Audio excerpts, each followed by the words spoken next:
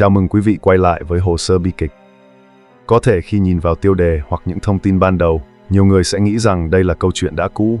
Những chi tiết đã từng xuất hiện, những đoạn video đã từng được chia sẻ, và có lẽ không còn gì mới để nói thêm. Nhưng đừng vội rời đi. Bởi vì trong video này, toàn bộ dữ liệu sẽ được đặt lại theo một cách khác, không phải từng mảnh rời rạc, mà là một dòng thời gian hoàn chỉnh, từng phút, từng giai đoạn. Những gì đã thực sự xảy ra trong đêm định mệnh đó, khi Vu Mông Lung bị một nhóm gồm 17 người khống chế, tra tấn và cuối cùng là sát hại một cách có hệ thống. Không phải để nhắc lại hay khơi dậy nỗi đau, mà để hiểu đúng. Bởi khi các chi tiết được ghép lại theo đúng thứ tự, một điều sẽ dần hiện ra. Cái chết đó có thể chưa bao giờ là một tai nạn. Báo cáo khám nghiệm và những điểm không khớp. Nạn nhân được mô tả là nam giới, 37 tuổi. Thi thể được khám nghiệm trong điều kiện bảo quản lạnh tại một đơn vị được gọi là Trung tâm Pháp y Thượng đường Bắc Kinh. Thời điểm khám nghiệm được ghi là ngày 14 tháng 9 năm 2025, theo yêu cầu của một đồn công an địa phương. Về tổng thể, mô tả ban đầu cho thấy cơ thể phát triển bình thường, cao 181 cm, không có dấu hiệu bất thường ở hạch bạch huyết. Nhưng ngay sau đó, các dấu hiệu sau tử vong bắt đầu xuất hiện. Những vùng tụ máu sẫm màu ở sau đầu, cổ lưng và chi dưới. Vùng bụng bắt đầu chuyển màu xanh sớm. Đây là những chi tiết quan trọng vì chúng liên quan trực tiếp đến thời điểm tử vong và tư thế của thi thể sau khi chết. Phần tiếp theo của báo cáo đi vào chi tiết các tổn thương, da đầu có vết rách, hai mắt nhợt, giác mạc đục, tai có máu, xương mũi bị gãy, khoang mũi chứa máu bên trong khoang miệng, gần như toàn bộ răng đã mất, chỉ còn lại một răng tiền hàm bên phải. Ngoài ra còn có tổn thương vùng ngực, tràn máu màng phổi hai bên, gãy xương sườn, tổn thương gan và vết rách ở vùng sinh dục. Nguyên nhân tử vong được ghi nhận là ngừng hô hấp và tuần hoàn đột ngột. Một kết luận ngắn, nhưng lại không giải thích rõ cơ chế cụ thể dẫn đến trạng thái đó. Vấn đề bắt đầu xuất hiện khi đối chiếu chi tiết.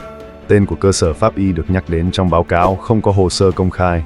Mã quy trình chuyên môn được sử dụng không phù hợp với chuẩn thông thường. Những tài liệu pháp y chính thức thường có hệ thống đánh số rõ ràng, có phiên bản, có nguồn ban hành. Nhưng ở đây, các ký hiệu xuất hiện rời rạc, không thể truy vết. Một điểm khác đáng chú ý là cách mô tả thương tích. Những tổn thương cực nặng như mất gần hết răng lẽ ra phải đi kèm mô tả chi tiết về lợi, xương hàm và mô mềm. Nhưng phần này lại bị ngắt quãng trong hình ảnh gốc được lan truyền.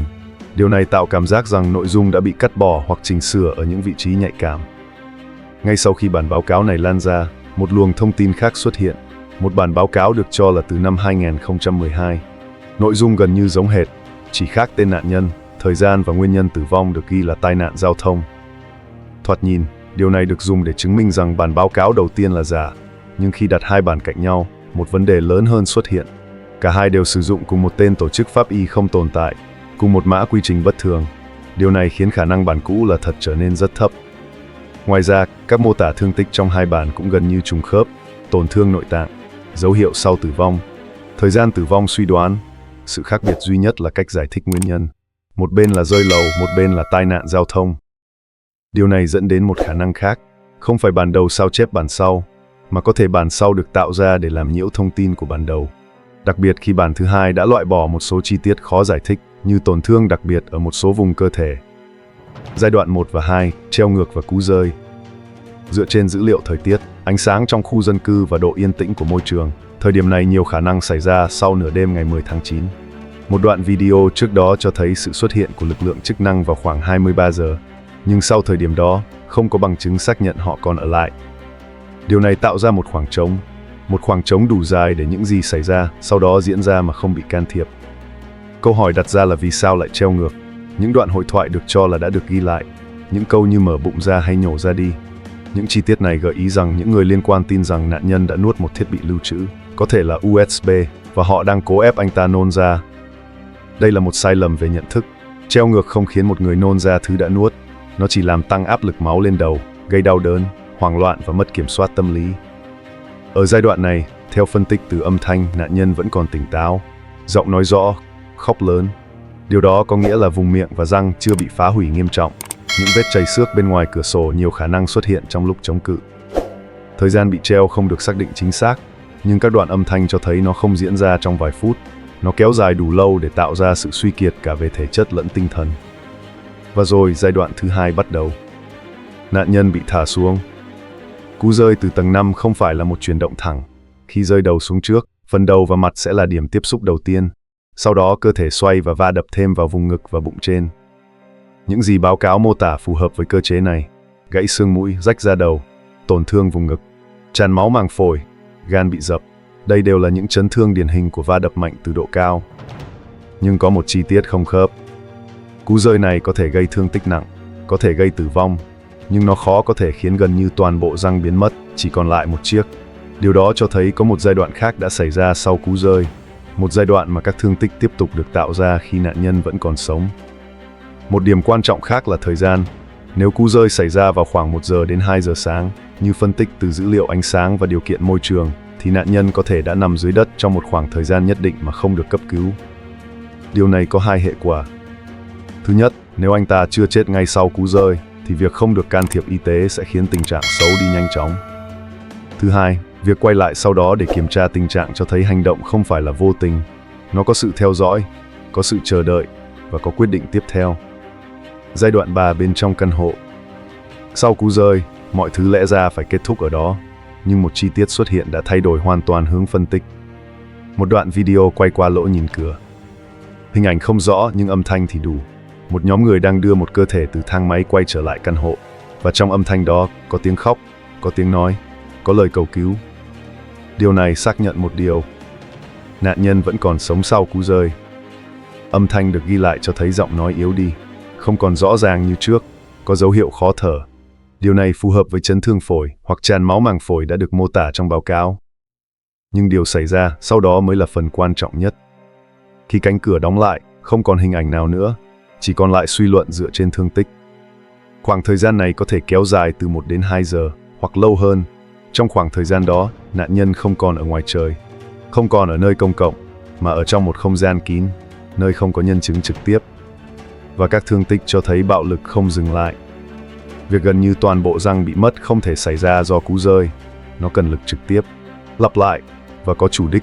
Điều này cho thấy hành vi nhổ răng có thể đã diễn ra khi nạn nhân vẫn còn tỉnh.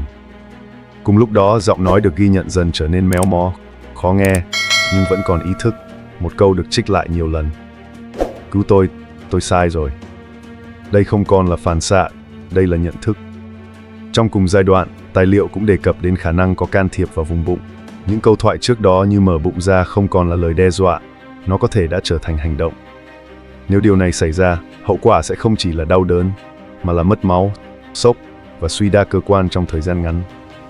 Đây là điểm mà nguyên nhân tử vong thực sự bắt đầu hình thành. Không phải cú rơi, mà là chuỗi hành vi diễn ra sau đó. Trong giai đoạn cuối của đoạn âm thanh, những tiếng kêu giảm dần, không biến mất ngay lập tức, mà yếu dần, ngắt quãng, rồi im lặng. Từ đây, câu chuyện không còn là việc một người chết như thế nào, mà là việc sau khi chết, điều gì đã được làm với cơ thể đó. Giai đoạn 4 và 5, sau cái chết và hiện trường bị dàn dựng. Khi cái chết đã xảy ra, mọi thứ lẽ ra phải dừng lại, nhưng những dấu vết còn lại cho thấy một giai đoạn khác bắt đầu. Một giai đoạn không còn liên quan đến việc gây thương tích, mà liên quan đến việc kiểm soát câu chuyện. Theo mô tả, thi thể có dấu hiệu tụ máu sau tử vong ở các vùng phía sau cơ thể. Điều này chỉ xảy ra khi cơ thể nằm ngửa trong một khoảng thời gian dài, ít nhất hơn 12 giờ. Trong khi đó, khi được phát hiện, thi thể lại ở tư thế úp. Đây là một điểm không khớp. Nếu một người chết tại chỗ sau cú rơi và không bị tác động, tư thế thi thể và phân bố tụ máu phải đồng nhất. Nhưng ở đây, hai yếu tố này mâu thuẫn với nhau. Điều đó cho thấy thi thể đã bị di chuyển sau khi chết. Một chi tiết khác liên quan đến thời gian. Dấu hiệu phân hủy sớm ở vùng bụng cho thấy cái chết có thể đã xảy ra từ 12 đến 24 giờ trước thời điểm khám nghiệm. Khi kết hợp với việc thi thể được bảo quản lạnh, khoảng thời gian thực tế của cái chết có thể còn sớm hơn, nhiều khả năng là vào buổi sáng ngày 10 tháng 9. Điều này tạo ra một khoảng trống lớn giữa thời điểm tử vong và thời điểm hiện trường được phát hiện. Trong khoảng thời gian đó, những gì đã xảy ra không có ghi nhận chính thức, nhưng có một số chi tiết gián tiếp xuất hiện. Có thông tin cho rằng nạn nhân có thể đã được đưa đến bệnh viện trong khoảng thời gian sau đó. Nếu điều này là thật thì có hai khả năng. Khả năng thứ nhất, việc đưa đi bệnh viện là một nỗ lực muộn để cứu chữa, sau khi tình trạng đã không thể cứu vãn. Khả năng thứ hai, việc này được thực hiện nhằm tạo ra một hồ sơ y tế, có thể dùng để định hướng nguyên nhân tử vong theo một kịch bản khác, chẳng hạn như quá liều hoặc một nguyên nhân đột ngột. Khả năng thứ hai được đánh giá là hợp lý hơn, bởi vì nếu mục tiêu là che giấu, thì việc tạo ra một tuyến nguyên nhân khác là cần thiết. Tuy nhiên, kế hoạch này có thể đã bị thay đổi. Một chi tiết đáng chú ý là việc có người quay lại hiện trường để tìm kiếm trong thùng rác và lấy đi một chai nhựa. Nếu điều này chính xác, nó cho thấy đã có những vật chứng cần được loại bỏ. Cuối cùng, hiện trường được trình bày như một vụ rơi từ trên cao. Thi thể nằm úp, có máu dưới đầu. Nhưng sự hiện diện của máu không chứng minh nạn nhân còn sống tại thời điểm đó. Máu có thể chảy ra sau khi cơ thể bị di chuyển. Từ mũi, từ tai, từ phổi bị tổn thương. Đây là hiện tượng hoàn toàn có thể xảy ra sau khi chết. Khi ghép tất cả các yếu tố lại, một chuỗi logic xuất hiện. Cái chết có thể đã xảy ra trước khi hiện trường được phát hiện, thi thể đã bị đặt lại vị trí. Một số dấu vết có thể đã bị loại bỏ, và câu chuyện được trình bày ra bên ngoài không phản ánh đầy đủ những gì đã xảy ra trước đó. Vu Mông Lung, trong trường hợp này, không chỉ là một cá nhân. Anh ta trở thành một ví dụ. Một điểm mà tại đó, ranh giới giữa tai nạn và hành vi có chủ đích bị xóa nhòa. Và điều còn lại cho người quan sát không phải là một kết luận đơn giản, mà là một chuỗi câu hỏi. Điều gì thực sự đã xảy ra trong căn hộ đó? Có bao nhiêu người liên quan? Và tại sao đến thời điểm này vẫn chưa có một lời giải thích đầy đủ? Nếu bạn muốn tiếp tục theo dõi những hồ sơ như thế này, nơi mỗi chi tiết đều có thể thay đổi toàn bộ cách nhìn nhận, hãy đăng ký kênh để chúng ta cùng đồng hành trong những hồ sơ tiếp theo.